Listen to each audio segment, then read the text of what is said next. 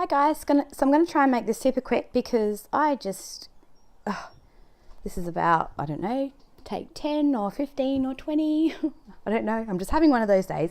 So I just want to give you a quick tutorial on how I make book cloth, just because I come up with it and it was just such a good idea. I thought that maybe others might appreciate it a little bit.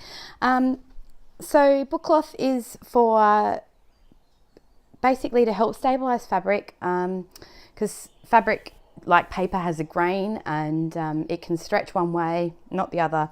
But us as bookbinders or journal makers,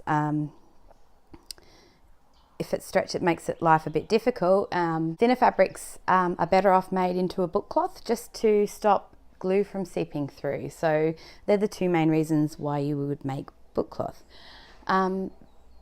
So basically the things you're going to need are, well, number one, some fabric. And I would recommend that you iron your fabric. Do as I say, not as I do, because I haven't ironed this one, but that's all right. So you need some fabric, any fabric. This is just quilting cotton, but I'm pretty sure most fabrics would work. I just happen to have mostly quilting cotton. And then this is a super secret ingredient. This is an A4 label. So this is the pack I've got. So basically the important thing is that it's one label per sheet. So you want the whole sheet to be a label. So just like that. So I bought these because I got an electronic die cutting machine last year, and you can, print and cut your own stickers and stuff like that. So I'd bought a box of 100 labels, and they're not cheap. Probably it was nearly $50 for this from Officeworks here in Australia. But I know that you can buy smaller packs of, maybe 10 labels or something, and they're probably between $10 and $15. I'm not exactly sure, but yeah, labels aren't particularly hard to find. So, and I'll show you how simple this is. So you've got your fabric, you should have ironed it, and then all you need to do is literally peel. Oops, make sure there's no threads. Peel and stick. And now I'm going to have a fold because I didn't iron, but there we go. Let's see. Oh yeah, see, that fold disapproved pretty well. But yeah, that's it. That's book cloth. So simple. Really couldn't get any easier than that. So I'll just show you a couple of examples how I use it. Sorry for bumping everything here. So this is a little golden book that I'm upcycling into a journal, which is just a cover so far, but it will be a journal. So this is the book cloth I made. I actually, because it's paper, you can score it and fold it just like regular paper.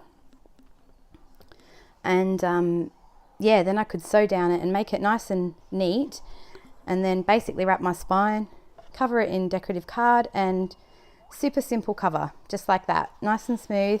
And as you can see, the fabric's nice and it's not going anywhere. So, which is, yeah, a point I needed to say. You need to finish it somehow, because this is obviously not permanently stuck to the fabric, which is why it needs to be wrapped around the book, or it needs to be sewn around the edge of somehow. So that's one that I've made. This is also another cover that I've made using book cloth. And this was cool because I could actually use a bit, and I could sort of hem and turn into a pocket. And yeah, as you can see, everything's nice and wrapped, nice and neat, and super easy. So another thing I like to do, which is how I actually came up with the idea in the first place, is make little envelopes. So they're like full fabric envelopes, obviously. So I used a We Are Memory Keepers envelope punch board, I think it's called. So the main thing you need to know to do that is you need to make the envelope while the label's still a label. So while it's on its backing paper, you'd cut it, you'd square it off and turn it into your envelope, and then you just peel it off and stick it on your fabric. And then you need to, well, I sew around the edges just to make sure that it doesn't peel up. This envelope is looking a bit rough because I made it quite a while ago and it's been just floating around my craft room, but yeah, that's another thing you can do with book cloth. And then last but definitely not least is one of my favorite things, which I can't find it now. Yep, here it is. So this is a cover I've made. It's going to be a junk journal. I actually made it like a ring binder with some rings that I had. Actually, this is a good example of glue seeping through.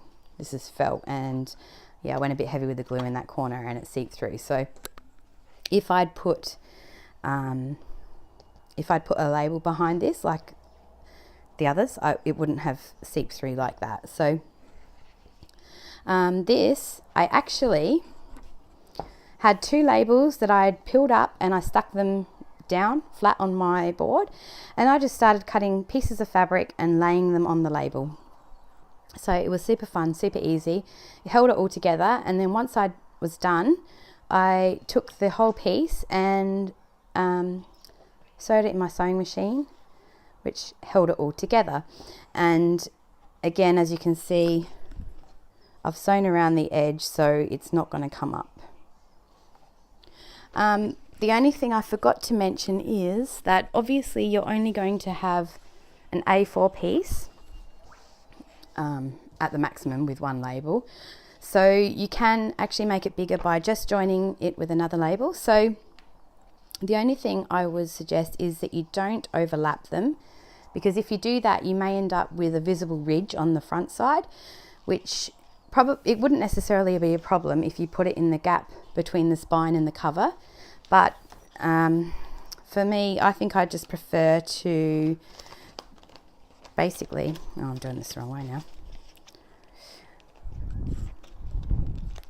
Yeah, so I would actually line it up as close as they can to each other would be the better option. And then the only thing you need to do is when you are gluing the paper to stick it onto your cover, you have to be a bit careful with glue around this area just to make sure it doesn't seep through.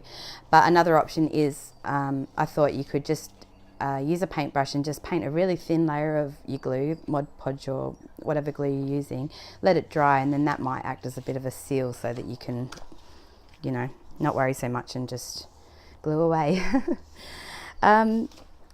So yeah, that was just a super quick tutorial. The idea was just so easy and I haven't seen anything like it, so I hope that you'll try it, and yeah, if nothing else, make lots of little fabric envelopes because they're super cute, and yeah, so much you can do with it. Okay, I think that's about it for now, so thanks for joining me and I'll see you next time. Bye.